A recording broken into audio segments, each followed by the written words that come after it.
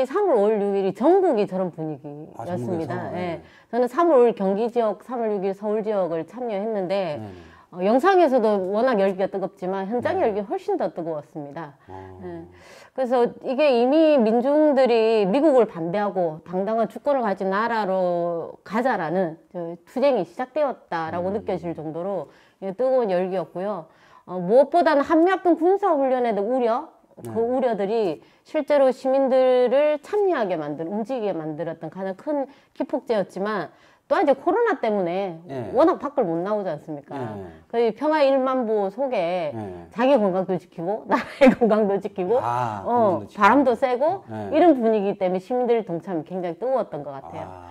특히 경기 지역은 노동자들 오랫동안 투쟁하는 단위들이 장기투쟁 사업장이라고 표현되는데 장기투쟁 사업장들 노동자들 거의 대부분 나왔거든요. 한 200명 정도. 투쟁하면서 저기 한미 군사훈련 반대가 참석했군요. 그래서 뭐 우리가 다 모여서 수백 명들 모여서 지금 뭐 집회를 하거나 이런 게 안 되니까 9명씩 이런 조대로 움직이면서 실천도 하고 목소리도 냈던 아주 자발적이고 스스로 참여형의 투쟁들이 만들어졌던 강경이었던 것 같습니다.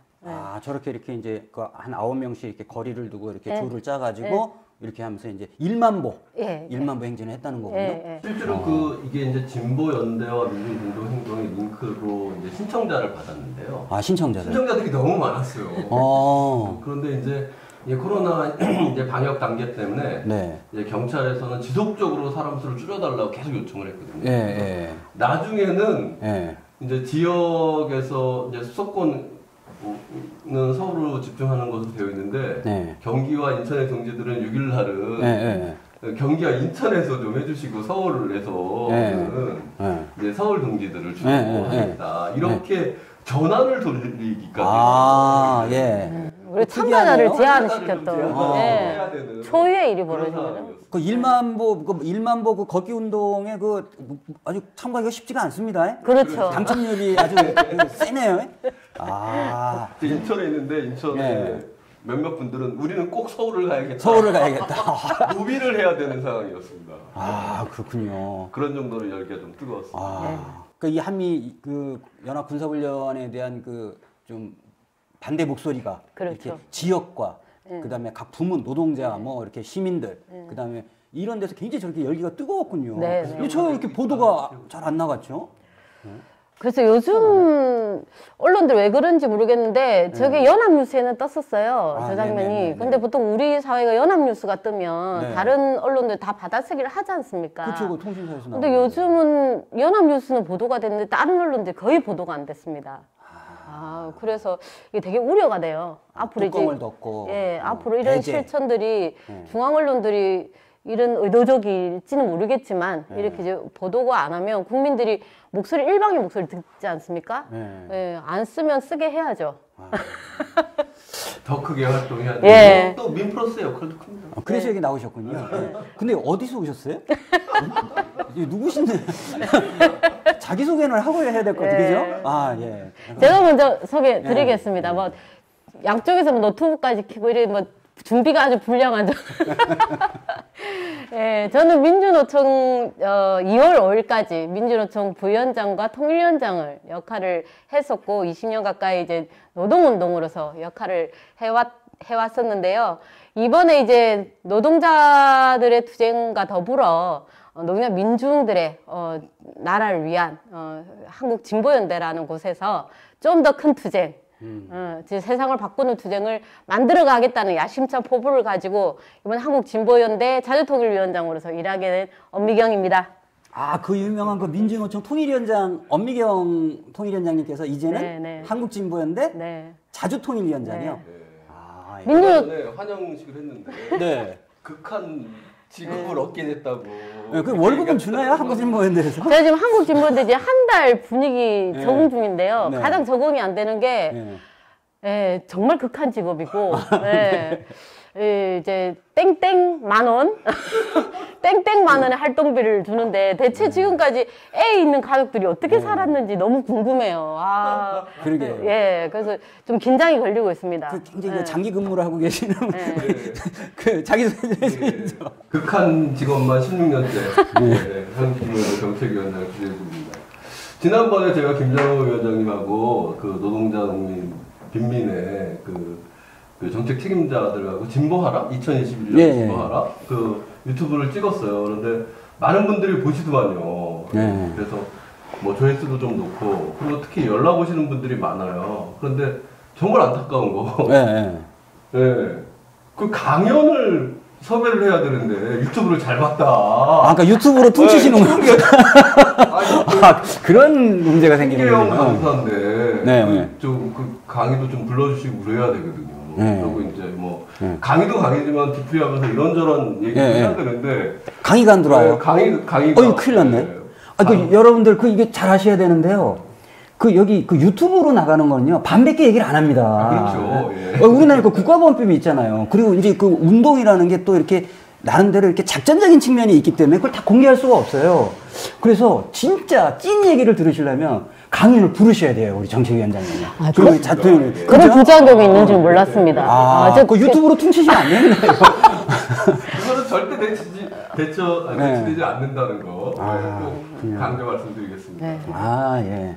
하여튼 이제 이렇게 이 세 분이 이제 이렇게 자기 소개가 됐는데 긴급 자담입니다, 사실. 지금 오늘 이렇게 아주 급하게 사실 우리가 이게 아주 새벽에 찍고 있는 거예요, 지금. 그럼 왜 이렇게 긴급 자담을 하게 됐냐? 방위비 분담금이 타결됐다, 이 얘기가 나왔단 말이에요. 네. 타결. 이걸 뭐 협상이라고 얘기해야 될지 모르지만 타결이래요, 또. 타결인지 조인트 까인 건지 모르겠는데 그 말씀을 우리 이제 정책위원장님께서 한번 해주시죠. 예. 제가 제가 준비한 PPT를 좀 방위 분담금, 사실은 주한미군의 주둔비죠. 주둔비 협상이 얼마나 졸속적이고 허주기 협상이고 굴욕 협상인지 좀 말씀드리도록 하겠습니다. 예. 우선 이제 경과를 좀 말씀드리면 트럼프가 50억 달러 얘기하고 그다음에 13%도 인상하라. 그리고 한국은 13%, 또 미국은 50% 인상하라고 해서 2019년부터 줄곧 이제 싸우는 모양새를 연출했습니다, 한국이. 그러다가 이제 3월 달에 지난주에 이제 타결이 됐는데요. 13.9%. 애초에는 13% 합의 이렇게 얘기를 하다가 13.9%로 합의됐다고 언론에 나오기 시작했습니다. 많이 깎였네요. 많이 깎였다고 생각하시죠. 이 정도는 선방한 거 아니냐? 네, 선방했다는 이런. 실제로 들어가면 얼마나 이것이 굴욕 협상이고. 그런 게 아니에요? 허주기 협상이 좀 드러납니다. 사실은 이제 김장호 국장님이 말씀하셨다시피 언론들이 다 이런 식으로 반응을 해요. 당연히 이제 3월 8일자로 이제 합의가 됐고 9일자로부터 이제 언론 보도가 쭉 나오기 시작하는데요. 조중동은 당연히 신속 매듭 지어서 그 한미 동맹을 강화했다 이런 식으로 박수를 보냅니다. 저 소망을 기사로 쓰는 분들 아니에요? 그렇죠. 그런 측면이 있는데 사실은 그런데 더 문제는 경향신문 같은 데는 의미 있는 합의였다 이런 식으로 의미가 있다? 다루고 있고요. 나아가서 한겨레도 마침내 타결 이런 얘기를 해요. 고대하고 있었다 이런 얘기죠. 상대적으로 진보적이라는 언론들이 저 정도로 얘기를 하니까 이게 인식에 이게 착오가 크네요. 착각을 일으키겠죠. 한국이 선방했나 보다. 이렇게 되는 거죠. 저도 솔직히 처음에 좀 그렇게 생각을 했어요. 그런데 엊그제 사실은 내용을 까기 시작했거든요. 그렇게 한결의 경향까지도 사실은 저렇게 마침내 타결, 의미 있는 합의 이런 식으로 얘기하다가 이제 실제로 엊그제 이제 내용의 협상 내용이 구체적으로 발표됩니다. 그랬더니 이제 조금씩 JTBC든지 뭐 한겨레든지 경향이라든지 이런 게 이제 이거 뭔가 이상하다 이런 겁니다. 진상이 나오네요. 예, 진상이 나옵니다. 이 첫 번째 주한미군 주둔비 협상에 대해서 저는 이제 졸속 협상이다 이렇게 얘기할 수밖에 없는데요. 일본이 이제 동결보다는 1.2% 인상을 했습니다. 필리핀은 기지 사용료를 지금 내라, 안 그러면 나가라 이런 식으로 얘기하고 있거든요. 그 두퇴. 당연한 거죠. 예, 당연한 거죠. 그런데 한국은 어떻게 됐냐? 예, 지금 사실상 이제 미국이 요구하는 지금은 13.9%지만요. 네. 예, 결국 2025년이 되면 미국이 요구했던 50% 인상, 1조 5천억 원, 그대로 퍼줍니다. 예, 퍼줍니다. 왜 이렇게 되느냐? 문제는 그러니까 우리나라 협상이 그래서 저는 이제 졸속 협상이라고 얘기했는데요. 우리나라 그 주한미군 주둔비 협상이 어떻게 진행되냐면 우선 미국이 총액을 얘기해요. 빵. 이거 무조건 내 이렇게 얘기해요.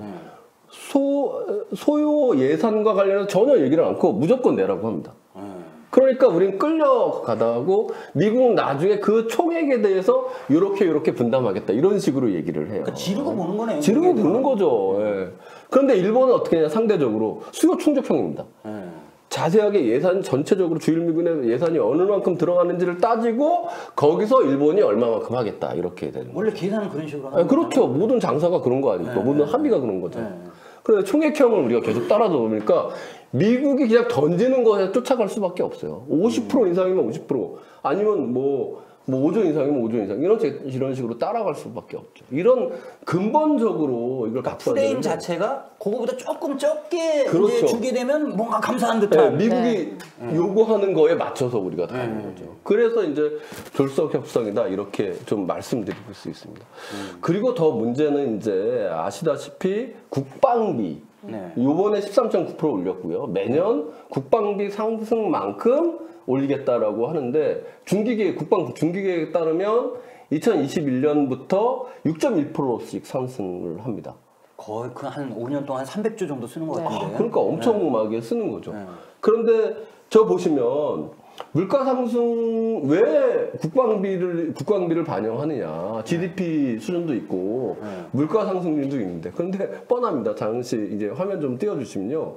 물가 상승률이 어느 정도냐면 우리 보통 물가 상승률. 네, 물가 상승률이 0.5%, 1.1% 이런 정도뿐이 안 돼요. 올해는 이제 한국은행 예상치인데요. 저런 것뿐이 안 돼요. 그러니까 당연히 미국으로서는 물가 상승률 안 된다고 하죠. 국방비는 지금 올해 5.4% 오르고 내년부터 6.1%씩 올라가거든요. 2025년까지. 당연히 그거를 따라 미국은 요구하겠죠. 그럼 저게 국방비 증가율에 대한 자동 인상 장치를 넣은 단연간의 패키지 협상을 했다는 거예요. 그렇죠. 그래서 졸속 협상이라고 하고요. 심지어는 코로나 여파 때문에 사실은 작년 GDP 성장률이 마이너스 1%거든요. 그렇죠. 우리 경제 성장률은 마이너스로 떨어졌는데 국방비는 계속 오르고 이것도 모자라서 국방비랑 연동해서 주한미군 주둔비도 올린다는 거예요. 그럼 좋은 방법이 국방비를 줄이면 되잖아요. 그렇죠. 그런데 국방비를 0으로 하면 방위분담도 0이 되겠네. 아니 저걸 보면서 우리 노동자들 최저임금 인상할 때 물가 인상률 얘기를 많이 하지 않습니까? 그래서 최저임금 노동자들이 2%만 돼도 무슨 기존 노동자인 것처럼 여론을 호도하고 이러는데 지금 물가 인상률이야 국방비 인상률로 저런 식의 하면 우리 노동자분들도 훨씬 더 화가 나고 앞으로 더 어려운 처지가 될 것 같아요. 그러면 그 민주노총에 계셨대요. 그러니까 올해 그 민주노총에 그 얘기를 해가지고 그 저기 민중공동행동 이런 데서 올해 민주노총의 임금 인상률은 국방비 인상률에 맞춰서 하자. 그렇게 하면 돼요. 최저임금도 국방비 인상에 맞춰서 하면 그리고 최저임금도 단연간 계획을 해야 해요. 단연간 연간하지 말고 패키지로 해가지고. 그죠? 국방비는 국력을 상징하는 거다 이렇게 얘기를 했거든요. 그러니까요. 한국 측에서. 그러니까 국력을 따라서 최저임금도 그렇게 올리라 이렇게 얘기하면 저게 아주 그 어렵게 마침내 타결이라면 우리도 마침내 타결합시다. 이게 말이 되는 짓을 해야지. 약간 그리고 조금 더 보면 두 번째로 이제 졸속 협상뿐만 아니라 이게 엄청난 퍼주기 협상이에요. 예컨대 우리가 사실은 OECD 국가 중에서 복지 지출 비용이 사실상 꼴찌거든요. 평균 이하예요. 예, 그렇죠. 평균 이제 프랑스나 덴마크 이런 데가 한 30% 정도가 되거든요. 예. 그런데 우리나라는 30% 반이면 15% 정도는 써야 되잖아요. 반도 안 돼요. 사실상 꼴찌거든요. 그런데 걷다가 코로나 여파로 국민의 삶이 더 어려워졌습니다, 작년에. 예. 뭐 몇백만 명의 일자리가 그렇죠. 계속 나오는 거 아닙니까? 그리고 뭐 자영업자는 70%, 77% 정도가 뭐 하여튼 지출이 줄었다 이런 얘기를 하고 있는데 걷다가 평택 미군이 만중돼서 더 이상 건설 비용은 들어가지 않고 그렇죠. 주한 미군은 계속 줄고 있거든요. 그런데도 계속 오른다는 게 이게 한마디로 이게 퍼주기 협상이라는 겁니다. 그러니까 전체적으로는, 그러니까 원칙적으로는 이걸 진짜 줘야 되냐 하는 의문도 있지만 현재 세계 경제나 여러 가지 돌아가거나 우리나라의 그 복지 이런 비중으로 보면 사실 줄이는 게 맞는 그렇죠. 상황인데 늘려서 주고 있다는 거잖아요. 네.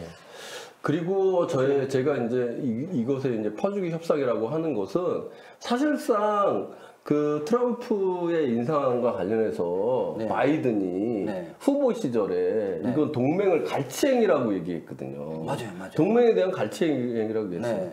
그런데 사실은 바이든이 갈치를 한 거거든요. 그치. 바이든 행정부에서 지금 타결이 된 거잖아요. 네, 트럼프가 요구했던 것이 고스란히 반영이 됐어요. 50% 인상이. 1조 5천억 원. 2025년이면 그 1조 5천원씩 고스란히 받쳐야 되거든요. 우리나라 경제 상황은 전혀 상관없이. 사실은 바이든 행정부니 자기가 얘기했던 것처럼 트럼프가 그 갈치하는 강도였다면 지금 바이든 행정부도 강도예요. 그런데 우리 국민들이 인식을 할 때 트럼프는 굉장히 막 갈치를 하려고 했고, 그 다음에 이제 바이든은 좀 동맹을 귀중히 여긴다 이렇게 착시 현상이 있었는데, 그렇죠. 이게 더했다는 거잖아요. 합리적 그렇죠. 요구를 했다고 생각하는 거죠. 바이든이 합리적 요구를 한 거고 우리는 선방했다라고 이렇게 포장되어 있으니까. 결과적으로 5년 동안 패키지로 국방비 인상률에 맞춰서 방위 분담을 쭉 하다 보면 트럼프가 얘기한 거랑 보다 더 많이 주거나 이렇게 된다는 거잖아요 지금. 예, 그렇죠. 이게 사기네. 저는 오히려 이제 이 부분 좀 심각성을 느끼는 게 지금 코로나가 언제까지 이 세계적 팬데믹이 언제까지 갈 줄 알 수가 없잖아요. 그렇죠. 경제 위기는 굉장히 장기화될 텐데 이거 아무것도 예측이 안 되는 조건의 단연간 계약이라는 것이 있을 수도 없고 지금 우리 한국의 가계 부채가 1,700조를 찍었지 않습니까? 어디서 이 거품이 빠져서 사실 올라갈지 아무도 예상하지 못해요. 그런데도 이제 계속 5년까지 계속 인상만 적용된다는 게 굉장히 우려가 되는 거죠. 이 퍼주기 협상 맞네. 심지어는 이거를 주한미군 주둔비를 다 합치면 70억 달러가 넘어요. 그러니까 2025년까지. 분담금 빼고도, 방위 분담금 빼고도. 뭐 하여튼 방위 분담금만. 분담금만 70억 달러가 넘어요. 그럼 우리나라 돈으로 7조 9천억 원 정도 되거든요. 상당한 규모네요. 사실은 지금 이제 그 4차 재난지원금 12조 정도 얘기를 하고 있는데 그거에 뭐 3분의 1을 지금 주한미군에 퍼주고 있는 거다 이런 겁니다. 제가 이제 또 처음에 이제 졸속 협상이 퍼주기 협상인데 저는 이제 또 한 가지 구력 협상이라고 얘기하지 않을 수가 없어요. 보면은 이 정규라고 하는 사람이 협상 대사였었는데 이 사람이 합리적이고 공평한 분담의 원칙을 지켜낸 협상이라고 평가를 했어요. 이게 말도 안 되는 거거든요. 협상 담당자예요? 협상 대사죠. 우리 답상자인데 사실은 이제 이렇게 퍼주고 이렇게 졸속적으로 해놓고서는 뭐 자화자찬하는 거죠. 국고탕진의 그 책임져야 될 사람인 거죠. 자찬하는 겁니다. 그래서 사실은 이제 방위 분담금과 관련해서는 주한미군 주둔비죠. 이것 외에도 엄청나게 퍼주고 있어요. 여기 보시면 주한미군 정비 비용 200억 지금 하고 있죠. 미군의 전기, 가스, 수도요금까지 심지어는 목욕하고 세탁 비용까지 전액 한국이 분담을 합니다. 그리고 주둔비가 지금 남아 돌고 있어요. 지금 쌓아둔 그 잔액이 1조 3천억 원이나 돼요. 맞아요. 이거로 이자머리 지금 주한미군 하고 있거든요. 이거 환수해야죠. 오히려 환수를 해야 될 판이네요. 그런데 더 퍼준다고요? 그리고 뭐 실제로 평택에 보면 뭐 그 카투자 비용 그리고 뭐 그 엄청난 땅의 지대 이런 거까지 포함하면 지금도 10조 이상을 퍼주고 있어요. 12조까지 퍼주고 있습니다. 이런 걸로 보면 사실은 이제 돈 먹는 하마. 예, 주한미군 돈 먹는 하마다. 그거 누가 돈을 내냐? 여러분들이 열심히 일해가지고 다 세금으로 내면 그 돈 다 어디로 가냐? 우리 복지로 오는 것이 아니라 예, 주한미군 예, 입으로 들어가는 거다. 이렇게 보시면 될 것 같습니다. 결론적으로 이번에 전격 타결됐다고 하는 그 방위비 분담금 13% 마침내 이상 타결이라고 마침내 타결이라는 이 방위비 분담금이 졸속 타결이고 네. 퍼주기 타결이고 구력협상. 구력협상으로 되는 와 이걸 그냥 넘어갈 수가 없을 것 같은데. 그런데 더 중요한 건요. 네. 이것뿐이 뭐 또 있어요? 아니에요. 네. 또 있어요. 또 있어요? 파면 또 있습니다. 뭐가 있습니까? 네, 협상이 타결될 쯤에서 CNN이 보도한 게 이면 합의가 있었다 이런 얘기를 했거든요. 네. 그런데 당연히 우리나라 기자들이 물어보죠. 정은교 대사한테, 네. 정은교 대사한테, 정은보 대사한테 어떻게 됐냐? 이면 합의 있다는데 어떻게 됐냐? 그랬더니 이거 보십시오. 군 당국자가 이렇게 얘기했어요. 혹시 이면 합의 있냐? 이거에 대해서 얘기해달라. 그랬더니 미국산 무기 구매 등은 분담금에 포함하지 않기로 미국과 합의했다 이런 얘기를 해요. 말이 좀 이상합니다. 네. 이면 합의는 원래 분담금에 포함되지 않아요. 그렇죠. 원래 안 되는 거죠. 안 되죠. 이면 합의니까 분담금과 별도로 이걸 합의하면서 우리가 무기 구매를 어느 때까지 어느 만큼 사겠다 이런 합의를 하는 건데 그걸 물어봤더니 포함되지 않았다 분담금에 이렇게 얘기를 합니다. 그러니까 이면 합의를 하겠다는 거죠. 그러니까요. 이게 없다고 얘기하지 않는 순간 이건 합의 가능성이 매우 이면 합의가 있다라고 하는 의심을 갖는 것은 합리적인 의심입니다. 그래요. 이거 앞으로 예의주시해야 될 것 같습니다. 그런데 이것만 있냐? 또 있어요? 또 파면 또 있어요. 이게 뭐 양파 껍질도 아니고. 양파 껍질도 아니고 심하게. 엊그제 이제 에이브럼스가 뭐라고 했냐면 그 전략 자산. 에이브럼스가 뭐 하는 사람이에요? 주한미군 사령관님. 왜 사령관님을 왜 불렀어요? 그걸 모르세요? 아니, 죄송합니다. 주군을 모르세요? 죄송합니다. 에이브럼스 죄송합니다. 주한미군 사령관이 전략 자산뿐만 아니라 이 방어 미사일 방어 체계를 3단계로 강화하겠다 이렇게 얘기를 했고요. 그게 미국의 하원 청문회에서 얘기했으니까. 근데 첫 단계는 벌써 배치됐다 이런 거 보니까 아마 사드를 얘기를 하는 것 같아요. 그런데 2기를 추가하겠다 이렇게 얘기를 했거든요. 그 얘기 잠깐 들은 것 같아요. 네, 2기를 추가하겠다 이런 얘기인데 그 2기가 어떤 거냐 아직 모릅니다. 근데 물론 이 2기를 추가 배치하는데 그 추가 배치를 하면 그 돈은 누가 낼까? 누가 낼까요? 네? 그 미국의 방어 비용인데 그거 누가 낼까요? 지금은 아까 미국산 무기 한국 진보연대에서 월급 한국 진보연대에서 이면합의 이런 얘기를 하고 있으니까 결국 저런 돈이 이면합의 미국산 무기 도입 이런 것으로 빨려 들어가는 거 아니냐 이런 의심을 할 수밖에 없고요. 이거 말고 또 있어가지고 정말 이건 파면 팔수록 계속 나옵니다. 요 대목 잠깐. 그러니까 그 에이브럼스가 한 얘기가 우리 지금 소송이 그 최고 추가 장비가 계속 들어간 것 때문에 몇 번 그렇죠. 작년 5월 달에 노후 장비 개선이라고 해서 대대적으로 장비를 투여했어요. 그러니까 결국 성주 사드는 완비를 끝냈다는 거잖아요. 사실 추가 배치해서. 지금 매달 지난 2월 하순에도 또 공사 있었고 지금 3월도 지금 예측되고 있고 매달 지금 추가적으로 들어가고 있는 상태거든요. 그래서 성주 사드 배치는 업그레이드를 완료를 했고 완료했다. 그다음에 2개를 에이브람스가 더 하겠다고 얘기를 한 건데 그게 페이트리언지 아니면 뭐 평택에 또 싸든지 이런 거는 아직은 확인되지 않았지만 그것이 추가 배치할 계획을 아주 공개적으로 얘기를 했고 그 비용은 또 이제 뭐 한국진보연대나 민주노총이 되거나 뭐 이렇게 된다 이거잖아요. 그렇게 될 리가 없지요.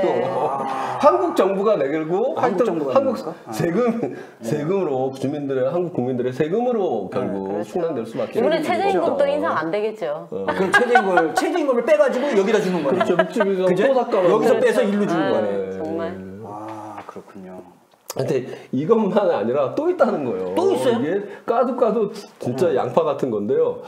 주한미군의 전략적 유연성을 강화하고 있습니다. 아시다시피 에이브럼스가 1월 5일 날 주한미군 임무 범위가 인도태평양 까지 확장해서 안정화에 해당된다 이런 얘기를 했었는데 최근에 이것과 관련해서 좀 유의 있게 좀 유심히 봐야 될 게 미국이 한미동맹 위기관리 각서를 개정하려고 해요. 이거 사실은 꽤 오래전의 얘기입니다. 위기관리 각서라고 하는 것은 위기 상황 발생 시 한미가 위기 관리를 어떻게 대응할 거냐 원칙과 지침이 따라 있는 그 지침인데요. 요걸 이제 몇 차례 개정을 했습니다. 그런데 지금은 이제 위기관리 각서에 한반도 유사시에 뭔가 대응을 한다 이렇게 되어 있는데 여기에 미국이 지속적으로 한반도 및 미국의 유사시 이를 끼워내려고 해요. 이게 2019년 10월부터 기사 보도가 났고 이거를 이때 당시에 경영이 특보를 해서 이제 했는데 그때 난리가 한 번 났죠. 그래서 이게 중단됐는데 나중에 알려진 바로는 이걸 누가 누출했느냐. 그래서 국정원까지 해서 국방부를 싹싹이 뒤졌대요. 그러고 나서 2020년 4월 달에 한국일보 언론 보도에 따르면 한미가 개정 초안을 합의했다. 개정 초안을 합의했다는 것은 뭐냐면 한반도 및 미국의 유사시로 변경됐을 가능성이 매우 높습니다. 이렇게 요때 뭐 조금 더 들어가서 그러니까 그 위기관리 합의 각서라는 게 이제 그 평시 전시작전권이 넘어오면서 그러니까 전시가 있고 그 위기관리가 있는데 이 위기관리가 뭐 데프콘 1, 2, 3 뭐 이런 거 관리하는 거잖아요. 맞습니다. 그게 이제 한반도의 위기를 해서 유사시를 관리한다 이런 건데 여기에 미국 유사를 뜩 넣어가지고 이걸 개정하자 이런 취지라는 거죠? 여기는 이제 미국 유사시라고 하는 것은 미국 본토도 얘기하지만요. 남중국해 나가 있는 미국 그리고 주일미군. 미국은 세계가 다 미국이니까. 그러니까 거기에 모든 주한미군이 가는 또는 주일미군이 움직이는 것까지도 그런 것을 지원해야 되고 또 더 나아가서 이게 방위 분담금으로 들어올 수 있다는 겁니다. 그래서. 그게 아까 이면합의랑 또 연동된다는 거예요. 그러니까 이 비용은 사실 사드 배치까지 하면 천문학적 비용으로 확대가 될 수밖에 없다는 겁니다. 이후에는.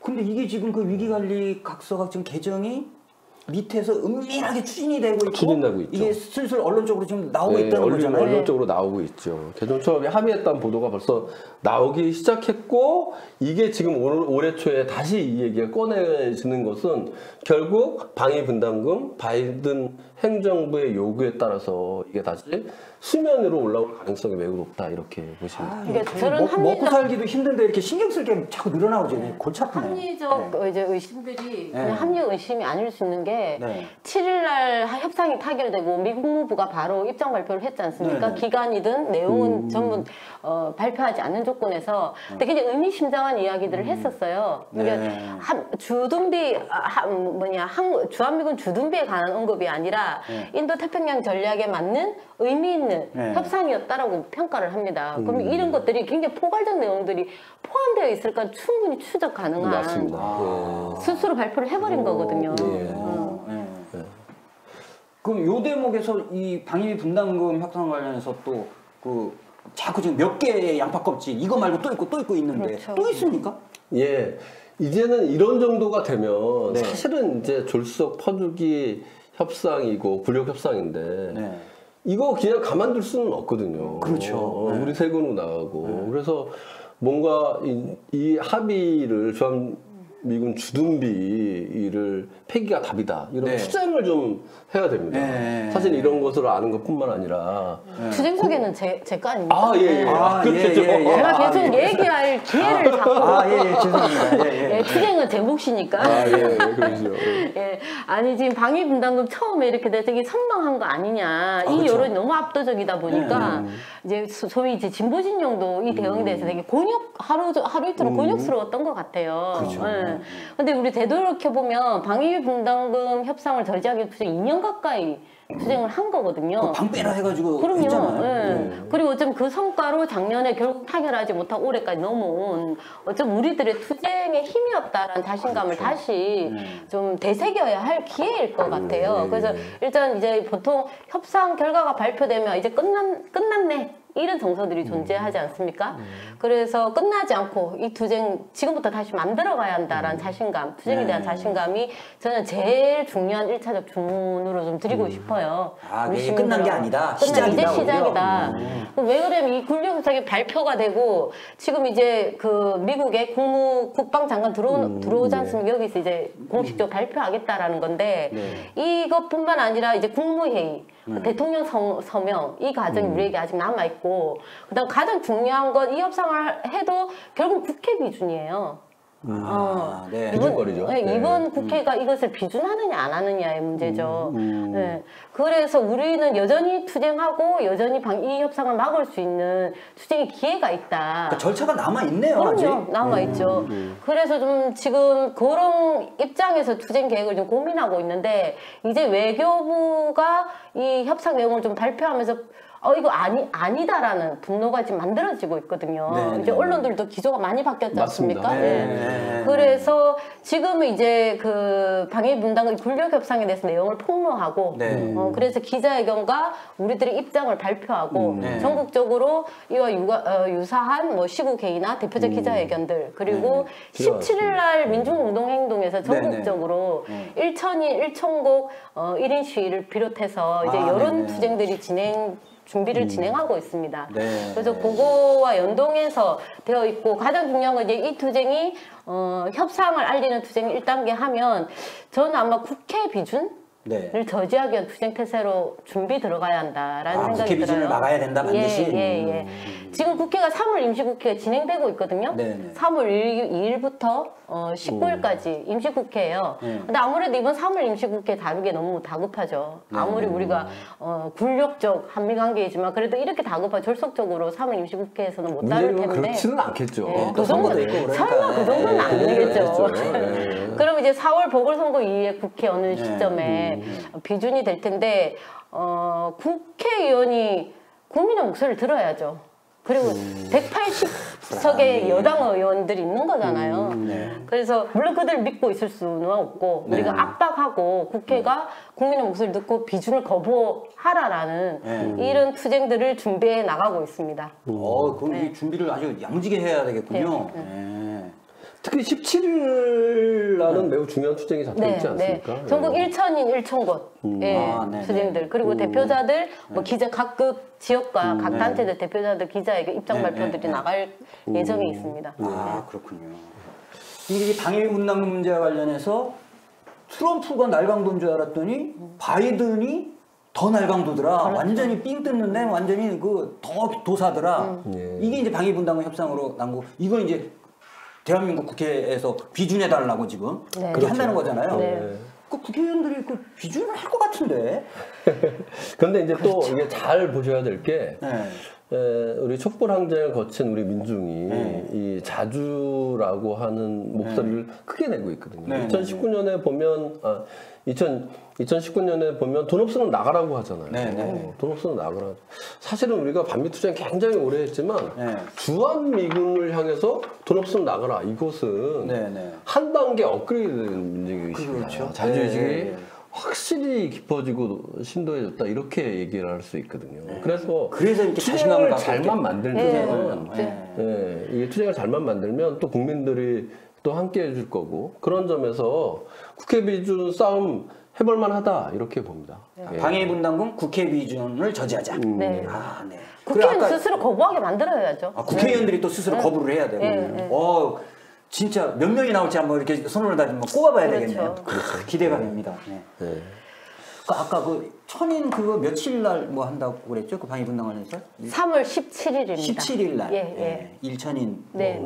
지금 우리가 모여 살 수가 없기 때문에 자기 현장 가까운 곳 어디에서라도 자기가 어느 지역에서 어느 곳에서 난 여기서 1인 시위를 하겠다라는 걸 신청을 받고 그 지역이 그 자리가 투쟁의 현장이고 이렇게 만들어서 이런 곳을 1000곳을 만들겠다는 시민들한테 이 사실을 알리는 게 매우 중요해요. 시민들 알기만 하면 함께 하시고 동참해 줄 거라고. 1인 시위를 하자. 이건 뭐 신청하는데 중간에 자르고 그런 건 없는 거죠? 이번에 한 명씩이니까. 이번에는 안 잘립니다. 그래서 1천인 투쟁이 2천인 투쟁이 될 수 있고. 맘 놓고 해도 되는 그렇습니다.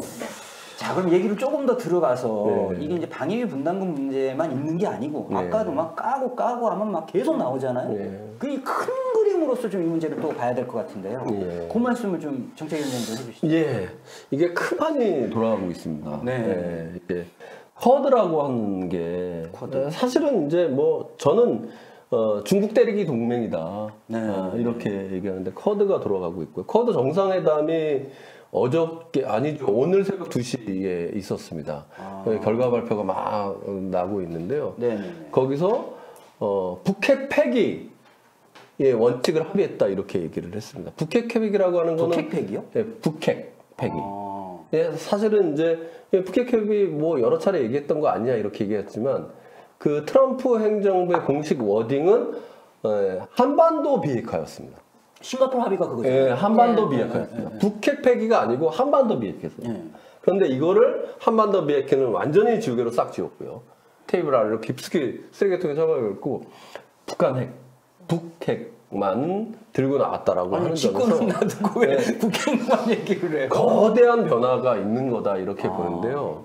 그럼 쿼드는 뭐고 그리고 또 2+2 회의는 뭐고 우리한테 그럼 어떠한 영향을 미칠 건지 잠깐 요거 좀 살펴보도록 하겠습니다.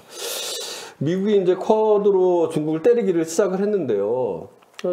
미국이 반중 전선을 확대하는 구체적 움직임을 하고 있습니다. 첫 번째로 이제 이 방위 분담금을 빠르게 타결했어요. 한국은 3월 7일 날 했고 일본도 2월 17일 날 합의를 했습니다.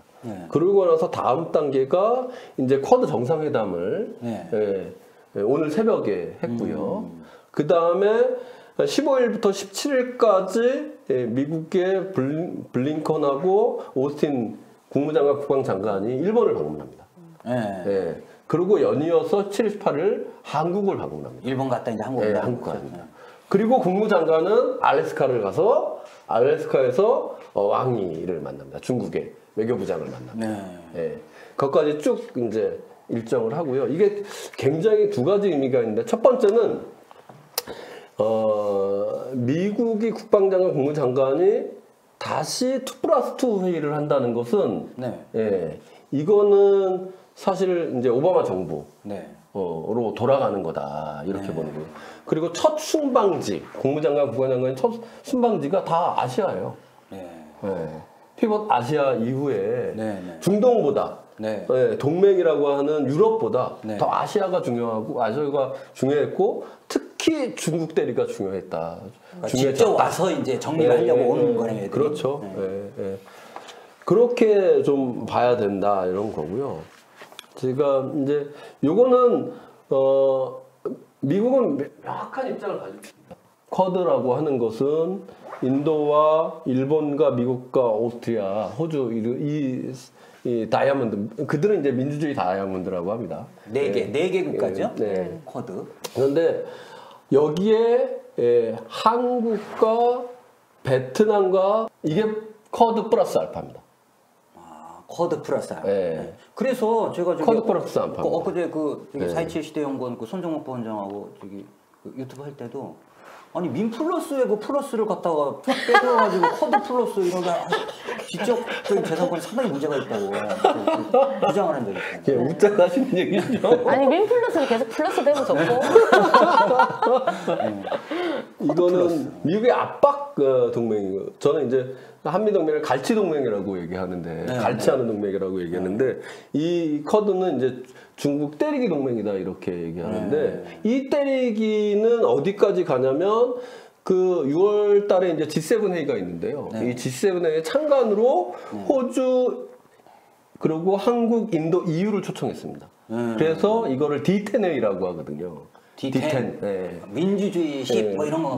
D10 데모크라시 해가지고 D10 회의라고 그러는데 이때까지 이 중국 때리는 쿼드 플러스 알파를 완성하겠다가 사실은 미국의 전략으로 보여집니다. 그 D10 회의 전까지. 그렇죠. 그래서 오는 거네요 지금. 그렇죠. 종용하고 추동하고 조인트 까기 위해서 오는 거다 이렇게 저는 보는데요. 사실 그럼 요 대목은 저기 시청자들을 위해서 간단히 이제 요약을 하기 위해서 그러니까 쿼드가 있는데 이건 그러니까 미국, 일본, 호주, 인도죠. 4개. 예. 근데 쿼드 플러스인데 그럼 이제 한국은 쿼드에 안 들어가 있다는 거잖아요. 지금은 안 들어가 있죠. 근데 이번에 그 블링컨 블링컨 국무장관, 그다음에 오스틴 국방장관. 그래서 2+2 회의를 해서 일본 갔다가 우리나라에 온다는 건데 얘들이 와서 한국의 그 외교장관과 그 국방장관을 만나가지고 이렇게 해서 쿼드 플러스 들어올 거야 안 들어올 거야. 그렇죠. 이걸 하러 온다는 거잖아요 지금. 목적일을 하는 거죠. 결국 이제 한국이 끌려 들어가면 이제 큰 반발을 하게 되는데요. 이제 쿼드 보면 사실은 지금까지는 오늘 이제 정상회담을 했잖아요. 이게 다 외무 장관회의였어요. 그만큼 급이 낮았거든요. 그런데 이것을 정상회의까지 지금 급을 올리고 있고 판을 잘라고 바쁩니다 지금. 걷다가 이제 아까 말씀드렸듯이 한국과 뉴질랜드, 베트남을 좀 참여시키겠다 이렇게 하고 있고요. 그런데 여기가 이제 군사동맹뿐만 아니라 바이든은 군사동맹뿐만 아니라 경제동맹으로 중국을 압박했던 입장도 굉장히 명확합니다. 중미 분리를 위한 또 경제동맹이죠. 그렇죠. 중국을 압박하기 위해서 지금 이제 뭐 하웨이를 계속 압박하지 않았습니까? 거기에다가 전기차 배터리, 히토류 공급망까지 중국 억제기에 착수한 상태다. 공세카드를 굉장히 만지작 하고 있는데 사실은 우리가 들어간다.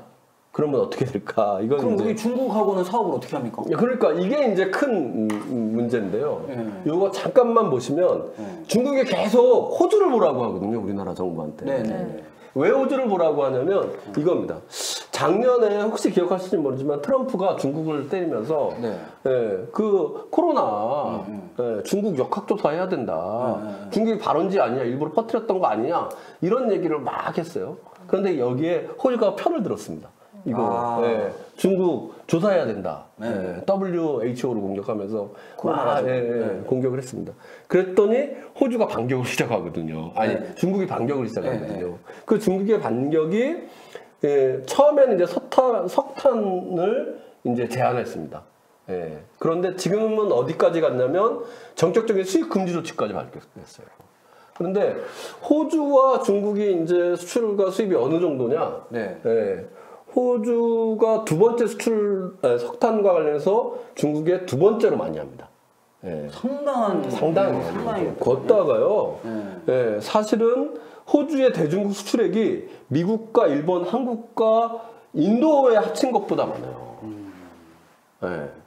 그러니까 사실은 이제 우리나라도 마찬가지로 일본과 그 미국에 수출하는 것보다 중국에 수출하는 게 훨씬 더 많지 않습니까? 그렇죠. 사실은 의존도가 높은 거거든요. 그런 점에서.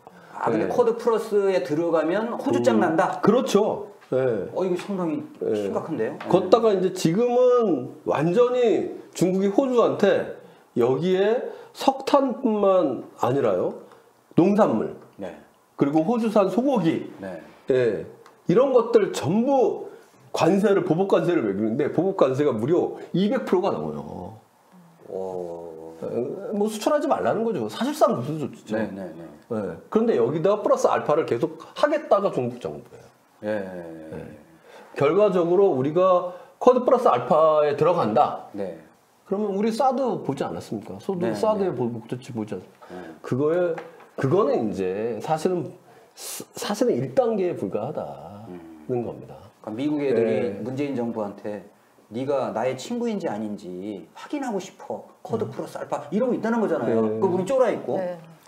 저도 이렇게 구체적인 거는 오늘 좀 차려 들었는데 어떻게 하시려고 그러십니까? 교육 안 부르실 것 같은데 너무 많은 정보를 유출하고 계셔서. 그렇습니까? 여기까지 그래도 있어요. 그래도. 여기까지는 하지 말았어야 되는데. 너무 열심히 준비했네요. 그럼 이런 그림을 그리는 이 바이든 행정부가 이제 지금 집행한 지 얼마 안 돼갖고 이제 결국 이제 아시아 쪽에 이렇게 그림을 그린 게 우리나라한테 상당히 영향을 준대요. 그게 이제 또 일본과의 관계에서도 또 무슨 일본 이제 작용을 할 것 같은데요. 이게 사실은 이제 한일 문제에 또 갈등면이 뭐 여전히 심화되고 있는 상태에서 문재인 정부가 좀 최근에 이상한 행보를 하거든요. 혹시 보셨을지 모르지만 한두 가지가 아니어가지고 한두 가지가 아니어서 그 1월 달에 이제 그 위안부 판결에 대해서 곤혹스럽다 이렇게 얘기를 한 적이 한 번 있어요. 배춘희 할머니 관련해서 당연히 이거 요 관련해서는 뭐 박수를 보내고 일본 정부에 대해서 뭐 압류해가지고 위안부 할머니한테 손해배상 해줘야 되는데 이 판결에 대해서 곤혹스럽다고 했거든요. 그런데 나아가서 3월 1일 날요. 저는 사실은 이게 문재인 대통령이 하는 얘기인가 의심스러웠어요. 과거를 묻지 않겠다고 얘기했어요.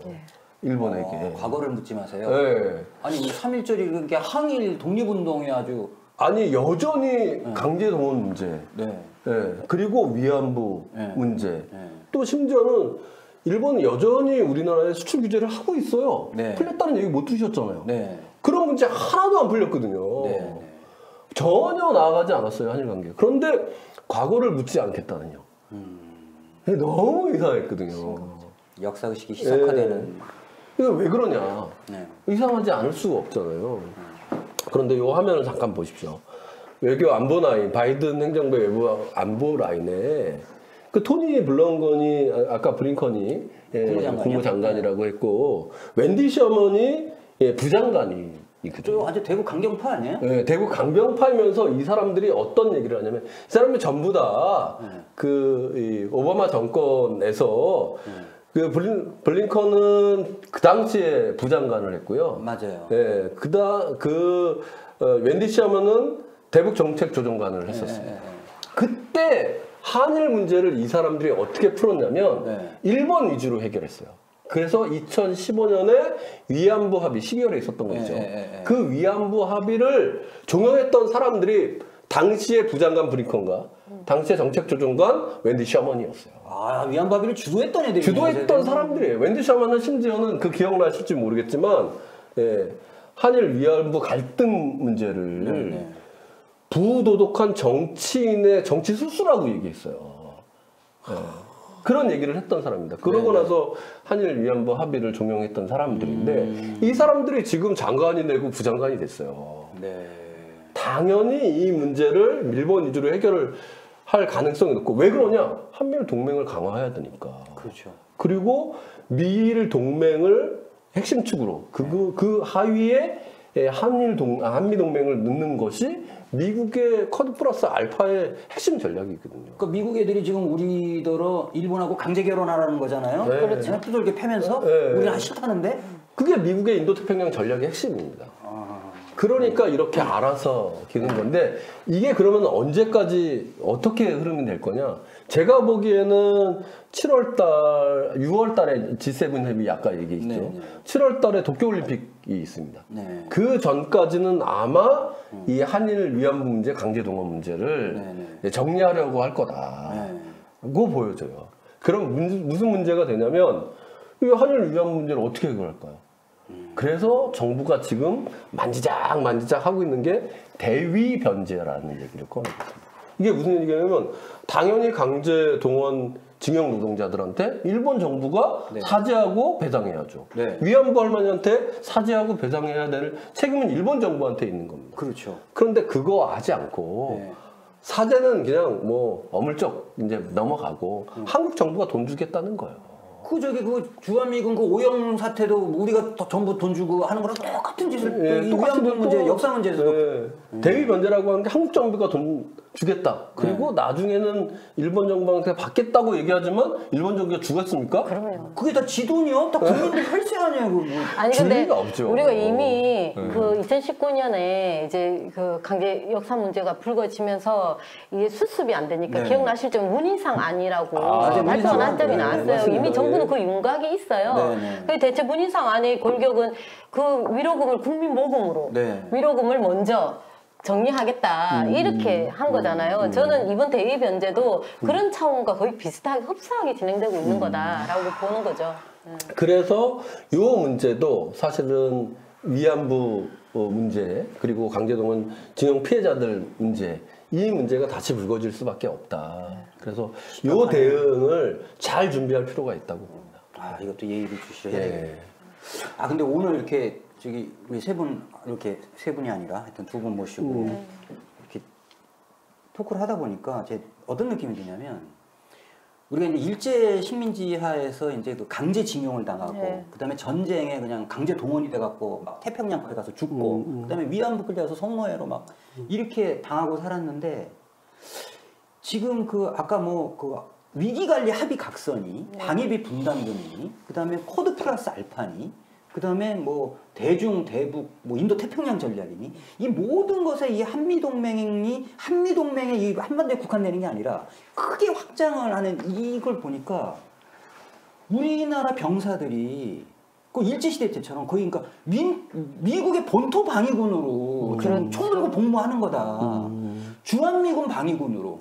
그리고 사실상 그러니까 거의 뭐 미군의 GOP 전 초병들 이게 이제 말이 그렇지 이게 사실 대포밥 아니에요? 네. 그게 무리한 표현이 아닌 것 같아요. 네. 이미 시민사회도 그거에 대한 우려가 굉장히 크게 제기되고 있습니다. 어떻게 보면 반미나 미국 반대는 진보 진영의 투쟁 의제, 아젠다처럼 그렇게 좀 느껴왔죠. 예, 저 왔잖아요. 지난주에 시민사회 단체들, 소위 이제 반미운동이 좀 강하다라고 생각하는 시민사회 단체들과 간담회가 있었어요. 간담회가 있었는데 이제 2+2에서 뭐가 핵심적 의제가 될 게 예상이 되니까 한태평양 전략이 맞는 그리고 주한미군 성격이 변하는 이게 아주 빠르게 올 거라는 것이 오늘도 설명했지만 이미 다 느낌을 가지고 있어요. 그래서 간담회를 하는데 대단히 우려가 심각하고 이제 한미동맹이 대북 견제적 작용이 아니라 대중국을 포함한 사실은 전체적 동북아 전체의 위기를 조성하는 데서 한국군이 사용되는 거기 때문에 여기에 대한 우려가 굉장히 크고 이제 이런 한미동맹에 대해서 근본적 변화가 필요하다는 목소리를 직접 내시는 거 보고 대단히 놀랐습니다. 아, 지금 이 시민의 목소리들이 이제 상당한 위기감을 느끼고 지금 이 한미동맹의 질적이고 양적인 큰 변화 과정에 대해서 대응을 해야 된다. 그렇죠. 정책적으로는 그런데 저는 시민사회가 요즘 미국을 보면 미국이 가장 우려하는 건 한국 사회 반미 정서가 확산되는 걸 대단히 우려하지 않습니까? 교수님, 미수니 때도 그랬고 어느 정도 되면 갈림 모드를 들어가는데 지금 미국은 이 갈림 모드를 하지 않는 것 같아요. 아예 반미 정서가 한국 사회에 확산이 되든 말든 한마디로 주권의 국가의 장관을 그냥 대놓고 까잖아요. 옛날에 불러서 조용히 뭐 조인트 깠을 텐데 그냥 언론에다 대고 그냥 내정 간섭을 서슴지 않고 하지 않습니까? 이게 미국 패권이 몰락을 하니까 다급한 거겠죠. 앞뒤를 가릴 연기 형편이 안 돼야 되거든요. 그래서 그런 피부적인 게 막 체감이 되니까 시민사회 분노가 훨씬 더 가파르게 상승하고 있는 것 같아요. 저는 사실은 이제 한미동맹 아까 얘기했듯이 갈치동맹이다, 갈치를 하는 동맹이다 이렇게 얘기를 했고 사실은 아까 저는 한미동맹이 이 바이든 행정부의 전략에 따르면 실제로 용병이 되는 겁니다. 우리 한국이 용병이 되는 겁니다. 미국을 위해서 용병이 되는 겁니다. 용병 동맹이라고 생각하거든요. 그러니까 뭐 언론에서는 약간 착시를 일으키기 위해서도 있고 또 실제로 그렇게 하기 위해서도 사실 있는데 트럼프와 바이든은 다르다. 트럼프는 악의 축이고 트럼프는 뭐 다르다라고 하는 거를 그리는데 사실은 본질은 같고요. 훨씬 더 이게 심화되고 있다는 것을 시민사회는 알고 있어요. 아무리 이 본질을 가리더라도. 그럼 이 중미 대결의 이 와중에서 한미동맹을 미국이 중국을 어쨌든 견제하고 북의 또 뭐 이런 관계를 위해서 이제 이 한미동맹 관계로 완전히 이게 판을 새로 짜는 거잖아요. 그럼 이와 관련해서는 뭐 그때그때 이 현안을 급하게 대응할 게 아니라 뭔가 좀 이렇게 우리도 좀 큰 그림을 가지고 우리 국민들이 좀 대응을 해야 될 것 같은데 당장 이제 올해는 좀 어떻게 이걸 좀 풀어나갈 생각이십니까?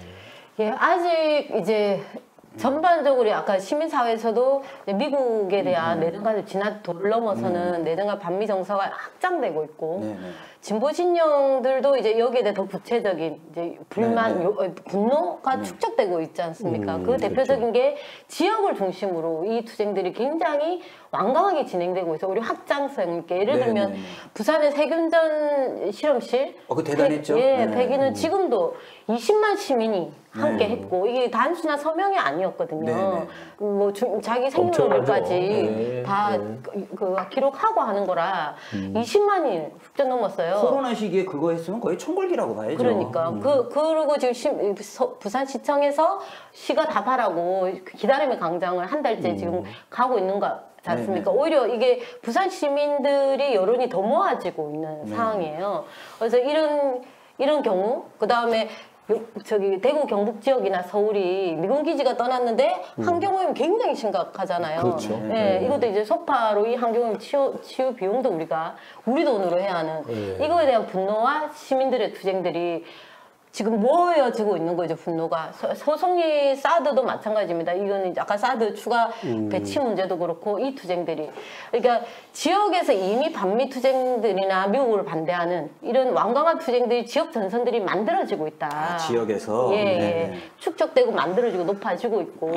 이제 중앙에서도 이제 전반적인 아까 2+2 회의 이후 더 가속화될 미국의 전략적 요구 이런 것들이 하면 이제 당면한 정세에서도 굉장히 빠르게 미국 반대의 목소리가 터져나올 수밖에 없는 정세로 갈 것 같습니다. 저는 그 기폭제가 한일 과거사 문제가 미국이 압박하면 압박할 우리는 아직 일본에 대해서 과거사 문제들이 있거든요. 그건 용서가 안 돼요. 이건 용서가 안 되는. 그래서 그렇죠. 대단히 국민적 투쟁에 기재, 내재되어 있는 그래서 그것을 모아서 8.15까지 이 투쟁을 만들어 가야 한다라는 고민들이 있습니다. 그래서 그 논의들이 시작되어 있고요. 무엇보다 이번 8.15는 빨리 8.15 추진위를 결성할 고민들을 가지고 있습니다. 그래서 이번 판문점과 9.19 공동성명 남북 합의 사문화되어 가고 있는 올해를 잘못하면 죽을 수도 있는 이 남북 그렇죠. 합의의 4.27 3주년 때 지금 꼴딱꼴딱 하고 있어요. 네, 꼴딱꼴딱 하고 있어요. 네. 마지막 심폐소생술을 해야 될 상황이 네. 지금입니다. 저도 올해 이렇게 넘기면 내년에는 정말 뭐 되돌아갈 수 없는 상황이 그렇죠. 올 것 같아요. 그래서 4.27 3주년 때 8.15 추진위를 결성할 생각입니다.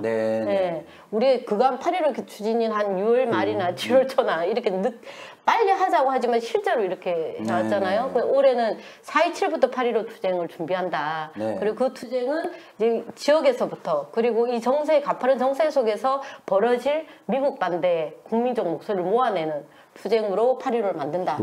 그리고 지역 투쟁이 이미 붙었기 때문에 8.15까지 작년에 지역통일선봉대라는 그렇죠. 1,500명이 전국적으로 12개 지역에서 이 투쟁을 2배가 해야 하지 않겠습니까? 지역에서부터 그런 투쟁들을 만들어가는 것 그렇게 해서 8.15를 만들어가는 게 하나가 있을 것 같고요. 남북 합의는 결국 남북 합의를 지킨 거는 우리 전민족 대단결 운동이지 않습니까? 그래서 우리가 사실 2017년에 전민족 통일 대회합의 남북 해외에서 제안이 됐었어요. 그래서 남북 합의를 지키면서 동시에 이제 진짜 평화 통일을 우리 민족의 힘으로 한다라는 전민족 통일 대회합에 대한 전민족 회의를 앞으로 전략적으로 해나가기 위한 시민사회가 폭을 넓혀 나가는 운동도 동시에 밀어가면서 올해 8.15를 준비할 고민을 하고 있습니다. 약간 두 가지 축을 덧보태면 저희가 이제 4월 27일 날 빠르게 이제 8.15 추진위를 건설하자고 하는 것은 다른 한편으로는 이제 정세적 대응도 있습니다. 왜냐하면 아까 말씀드렸다시피 7월 도쿄올림픽 그리고 G7 6월 달에 있는 D10 회의, G7 회의 그 전에 아마 바이든 행정부의 북핵 전략 소위 말하는 그들이 말하는 북핵 전략 그리고 그 아시아 전략이 거의 끝판 낼 것 같거든요. 걷다가 커드 플러스 끌려 들어가면 이제 이후 파장이 더 크기 때문에 그런 걸 저지하는 투쟁을 사전에 해야 된다. 그걸 쟁점하고 저지하겠다 이런 생각이 있습니다. 그게 첫 번째. 두 번째는 이제 쭉 같이 말씀하셨는데 저희들은 주체 역량 강화, 역량을 그러니까 반미 투쟁의 역량을 강화하는 것을 핵심축으로 봅니다. 힘이 있어야죠. 그래서 그런 것을 완강하게 투쟁을 전개하면서 역량을 획기적으로 강화하는 것을 좀 방향으로 하고 있다 이런 말씀 좀 드릴 수 있겠습니다. 좋은 말씀 아주 많이 해주셨는데요.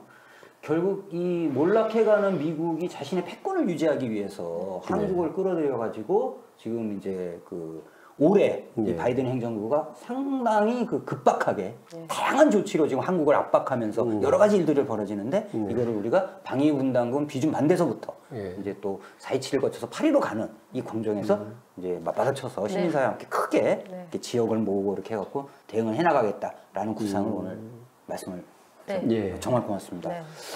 진짜 그런 생각을 하게 되네요. 우리 국민들은 자신의 혈세가 최저임금이 인상되거나 자영업자의 어떤 재난을 그 해소하거나 이런 데 쓰이는 것이 아니라 바로 이제 그 미국을 지켜주는 그런 돈으로 이렇게 가고 있다는 거에 대해서 생각을 해봐야 될 이런 상황이 하나 있는 것 같고요. 또 하나는 총을 든 우리 병사들은 과연 지금 누구를 지키고 있는지 생각을 해봐야 될 때인 것 같습니다. 네. 그리고 그래서 이제 그 큰 이 주제는 이제 얘기가 됐는데 그래도 우리 진보연대나 민주공동연대가 상당히 올해 또 해야 될 일들을 많이 생각하시는 것 같은데 혹시 뭐 기왕 나오신 김에 좀 구상이 있으면 또 뭐 나 얘기하면은 이거 진짜 강연 안 들어오는데 좀. 예. 아니 그냥 이제 미국을 중심으로 얘기를 했다면 여전히 우리 사회는 적폐가 있지 않습니까? 이번에 쿼드 플러스도 당장 참가해야 한다고 김종인 대표하고 국민의힘이 목소리를 높이는 것처럼 우리 사회 적폐 청산은 굉장히 중요한 문제인 것 같아요. 반만 얘기해요, 반만. 그와 연동해서 그러죠. 국가보안법 폐지 투쟁 우리 한번 다시 시작하려고 합니다. 국가보안법 사실은 이제 분단 체계를 극복하는 거 사실은 적폐 청산의 핵심이죠. 그렇죠. 그리고 이 분단 체제를 극복하고 민주주의를 완성하는 것, 나아가서 자주와 평화, 평등과 이 통일로 나아가는 것. 이런 것이 우리의 핵심 과제 아니겠습니까? 아까 얘기한 그 한미동맹의 재편 과정을 막으려는 국민의 힘을 저지하는 것도 사실 이 국가보안법이 막고 있는 거잖아요. 그렇죠. 그렇죠. 분출이 안 되는 게. 그런 점에서 국가보안법 폐지 투쟁이 저희는 이 거대한 어떤 대전환기에 한반도에 누가 정세를 주도하느냐 그 가늠선이라고 사실은 보고 있습니다. 그 가늠선에 국가보안법 유지, 강화하여 분단 체제를 고착하려고 하는 세력. 아니 이것을 허물고 새로운 세상을 열기 위한 자주와 평화, 평등의 세상으로 나아가려고 하는 대결전의 시기가 지금이라고 보는 겁니다. 그래서 그걸 시작하자는 겁니다. 그걸 시작하는 게 국가보안법 폐지 투쟁이다 이렇게 봅니다. 그래서 뭐 잠깐 화면을 보시면 국가보안법 폐지 투쟁을 다시 시작하자는 겁니다. 2004년도에 천인 단식 투쟁으로 만들어진 기억납니다. 그 투쟁을 대중 투쟁 그 이후에는 거의 없었거든요. 다시 한번 대중 투쟁으로 만들어 보자. 이거는 전환기에 한반도에 누가 중심 세력으로 나아가느냐 이 가늠선이다라고 판단하고 있어요. 그래서 우선은 상반기에 특히 이제 5월, 6월 달에 10만 국회 청원을 한번 해보자는 겁니다. 국회 청원이요? 10만 국회 청원이요? 청원을 해서 대선까지 의제화하고 대선 내 국회의원 후보들한테 대선 공약해라. 국가보안법 폐지 공약해라. 그래서 그러니까 작년에 그 민주노총이 전태일 3법 그 10만 청원 하듯이 이제 국가보안법을 가지고 국회에다가 그래서 이제 21대 국회가 마무리되는 그 시점까지 무조건 국가보안법 폐지하라. 그걸 공약하라. 이렇게 좀 이어가겠다고 하는 겁니다. 그래서 3, 4월과 5, 6월 굉장히 중요한데 5, 6월 달에 특히 이제 4월 27일 날 국회 10만 청원을 선언하고요. 그 다음에 5월 5일, 5월 8일 이제 어린이날, 어버이날 있으니까 5월 10일 날 딱 시작하는 겁니다. 국회 청원. 그리고 6월 9일까지 딱 한 달 기간 10만 원래 한 달 안에 해야 되는 거죠. 그렇죠. 마무리하고 6월 10일 날 60항쟁. 민주주의 완성은 국가보안법 폐지로부터 시작해야 된다. 이 선언을 하고 투쟁 계획을 쭉 밀고 가겠다는 겁니다. 그런데 10만 국회 청원이 쉽지만은 않잖아요. 그래서 준비를 쭉 하다가 3월, 4월 달에 좀 지역 간담회도 하고 그 부문 간담회를 하면서 요거를 만들어 보자. 특히 핵심은 10만 청원은 1만 서포터즈를 만드는 걸 핵심으로 하고 있습니다. 어제 부산에서도 막 결의를 하셨다고 얘기 들었는데 저는 이번 10만 입법은 크게 문제가 안 될 것 같아요. 이제 우리 민주노총 특히 조합원들 많이 훈련이 됐어요. 3개를 성공한 거거든요. 전태일 3법, 공무원 정치기본권, 그리고 그 돌봄 노동자. 이 청원이 10만 다 파했어요. 아, 우리는 네. 10만 입법에 대해서는 워낙 훈련이 되어 있는데 노동자들이 다만 이것이 노동의제와 또 다르지 않습니까? 국가보안법이. 그렇죠. 네, 그래서 그렇죠. 왜 노동자들이 국가보안법을 철폐하는지 1만 서포터즈도 중요하지만 저는 교육 사업이 가장 중요하다. 그렇죠. 네. 왜 노동자들이 이 국가보안법 철폐 앞장서야 하는지 그것만 되면 저는 아마 10만 중에 7, 8만은 노동자들이 하지 않을까 싶어요. 네, 그렇죠. 또 그래야지만 네, 또 그게 네. 달성이 됩니다. 그렇죠. 달성이 됩니다. 그래서 다시 한번 그 5월 10일부터 6월 10일까지 한 달 안에 그렇죠. 10만 청원을 달성하자. 그리고 그 결과물로 이 국가보안법을 밀고 나갈 1만 서포터즈를 한번 만들어보자. 이런 거잖아요. 뭐 10만 청원은 뭐 당연한 거고. 그래서 앞으로 이제 그런 거에 대한 교육, 홍보 이런 걸 이제 하시겠다는 거잖아요, 지금부터. 그렇죠. 그 간부 활동가 아까 이제 제가 주체 역량 얘기를 했는데요. 그 1만의 간부 대우를 만드는 거.